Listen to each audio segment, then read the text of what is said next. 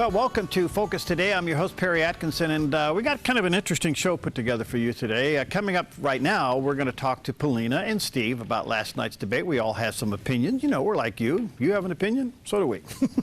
We'll see if there's any good things about all that.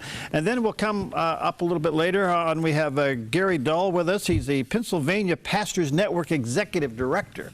And this is a very active group, and a lot of pastors now are starting to say, hey, wait a minute, who are we electing? Who are they with character and morality and things like that? And then, of course, our good friend Wallace Henley will be with us weighing in on that as well. So I got bits and pieces of it. I did not sit down and watch the whole thing end to end last night. I got bits and pieces of it as I was busy, but got a pretty good feel for it. But I have an interesting question for both you two, Polina and Steve. Yeah, what's that? Do you think the Republicans now have done a debate hosted by CNN and MSNBC? Do you think you'll ever see the Democrats in a debate hosted by Fox? Oh, well, that's an interesting question. You know, I don't know. Do we know that Fox has offered to host one? I don't know, but think about this. You've had CNN, MSNBC, and a Fox debate all with the Republicans. Mm-hmm. And the only one that you've had with the Democrats has been a CNN. Do you think there will be a Fox-hosted debate for the Democrats? Primarily Hillary. Well, I would think that Fox probably would want to do it, but maybe there's something that's opposed to that. If the Ds turned it down, I think it ought to be made known. Well, it looks like the Ds, they're turning down debates, period. They just don't want to have as many as Republicans do, so whether it's Fox or MSNBC, I mean, will MSNBC have one? Well, they're also choosing poor times, like Saturday nights and things like that, that's where to protect people aren't Hillary. watching. Yeah, that's what the rumor is. Yeah. Well, last night was one in Las Vegas, and they were all there, and they promoted it as a fight in Sin City. Mm. Well, there were some sharp moments, but I don't think there was anything disrespectful. I don't think there were any black eyes. I don't think there were any bloody lips. I guess the most sharp moment was Rubio and Cruz, right? Well, there's also between Bush and Trump. They got into it also. But it was interesting to see. I don't think that with Trump we saw anything more specific that some people had asked for. What are your specific plans? It was a lot of what we've heard before. And Jeb Bush didn't really have anything new either, other than to say that and he kept referring to Trump as not being a serious candidate, which is like, okay, you know, you can't really pull that out of the hat anymore. I mean, a lot of people see him as serious, so whether you think he is or not is really a moot issue. Let's get on with what do you want to do to improve the nation. And I think you're right. I think it was Marco Rubio and Ted Cruz who seemed to do the sparring there. Paul Rand wanting to get into it, and some of the others. Mm-hmm. It was respectful. There was nothing ugly about it. It was respectful, and they defended each other, defended themselves very well. So by the way, I noticed a lot of reference to Hillary, more so than in the previous debate, where they were saying, if you want, we've got a lot of people on stage, and several of them said, a couple of them anyway, said this, we've got a lot of people on stage, any one of these people would qualify to be president. If you don't vote for one of these, you're going to get Hillary, and that is unacceptable. That was kind of the theme going on there, which I thought was pretty interesting. Your thoughts? Well, I enjoyed it. I thought Trump mellowed down a little bit, and he was actually, the way he started it was a little bit, you know, the way I think a lot of people would like to see him speak and react to others. Fiorina made some great points from her side of the story in technology and how we can fight terrorism and how the private sector can contribute to all the problems we have. So I hope that whoever becomes the president can use her expertise in that. Ben Carson, very soft-spoken, in my mind, not a presidential demeanor kind of guy, but he made some excellent points. He actually had a little bit of an exchange with the host when the host was asking him, can you justify killing thousands of innocent families and kids?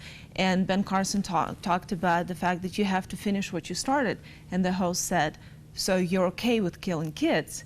And the audience exploded. They booed the host. And that kind of, I thought it was a great moment to show that they are trying to put words in these people's mouths, and they're trying to portray all the people who are trying to fight terrorism as family killers and as kids killers. I have a question for both of you, because I'm really trying to figure this out, and we have a couple of guests coming up that maybe will add a little light to this.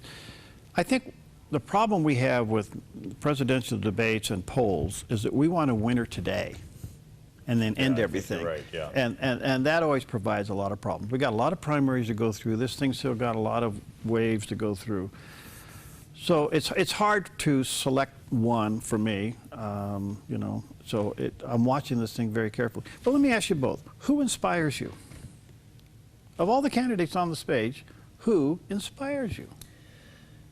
You know, I would say the one who wants us to be inspired is Carly Fiorina, but she comes across not as a very happy person. I'm sorry, I need to have somebody who has that hopeful demeanor as well as what she's saying. The one who inspires me, I think Ted Cruz has a level of being inspired, but some people see him as an extremist, and so they can't vote for him. I didn't hear a whole lot of people, though, who have that kind of, if I can evoke Winston Churchill's theme of we will win this no matter how bad things are, we will persevere and we will fight the good fight and have that optimistic viewpoint. So none of them really have that. I'd say the most would be Ted Cruz of all of them, but I don't think they're doing that. In fact, I saw where on CNN they were kind of pointing to not the anger but the lack of hope for the candidates that were there. Okay. How about you, Polina? Who inspires you? I think the Ted Cruz and Donald Trump, but maybe not inspired, they motivate me. They show me That's confidence. A good term. Yeah. I can see that these people, some may call them extremists, but those two guys will lead, and those two guys have something original and something they're willing to fight for, and I think that's what motivates me. Well, one of the earlier things that we talked about, which to me is a reminder of what's lacking in this campaign, when Ronald Reagan came into office back in the 80s, it was the result of a very active faith community in politics, better known as the moral majority, the evangelical movement.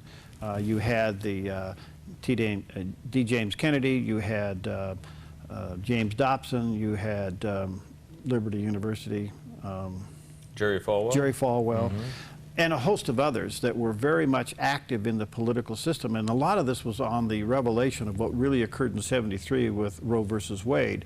And it sparked a huge movement of the faith community getting involved in politics. And the result of that, we got Ronald Reagan. And Ronald Reagan inspired people. He put hope back into America. It was the city on, remember? It was the city on the hill.